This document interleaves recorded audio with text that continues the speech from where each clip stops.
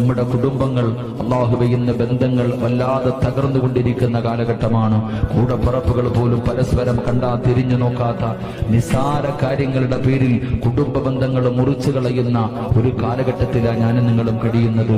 അതുകൊണ്ട് എന്റെ പ്രിയപ്പെട്ടവർ, നമ്മുടെ കുടുംബക്കാരെ പോയി സിയാറത്ത് ചെയ്യണം, രോഗസന്ദർശനങ്ങൾ നടത്തണം. ഈ സന്തോഷത്തിന്റെ ദിവസത്തിൽ നമ്മൾ അവരുമായി പങ്കുവെക്കണം.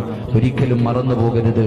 അത് കഴിഞ്ഞിട്ട് എന്റെ പ്രിയപ്പെട്ടവരെ, നമ്മളെ കൊണ്ട് ചെയ്യാൻ കഴിയുന്ന സദഖകൾ നമ്മൾ ചെയ്യണം.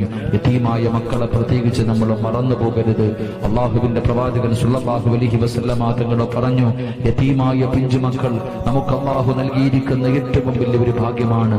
റസൂലുള്ളാഹി തങ്ങൾ പറഞ്ഞു, യതീമായ ഒരു കുഞ്ഞിന്റെ തലയിൽ കൈവച്ചിട്ട് ഏതെങ്കിലും ഒരു മനുഷ്യൻ അള്ളാഹുവിന്റെ തൃപ്തി മാത്രം കരുതിയിട്ട് ആ കുഞ്ഞിന്റെ തലയിൽ കൈവച്ച് തലോടിയാൽ ആ കുഞ്ഞിന്റെ തലയിൽ നിന്ന് എത്ര രോമങ്ങൾ നമ്മുടെ കയ്യിൽ തൊടുന്നുണ്ടോ അത്രയും പാപം അല്ലാഹു പുറത്തു തരുമെന്ന് നബിയുനാ റസൂലുള്ളാഹി സ്വല്ലല്ലാഹു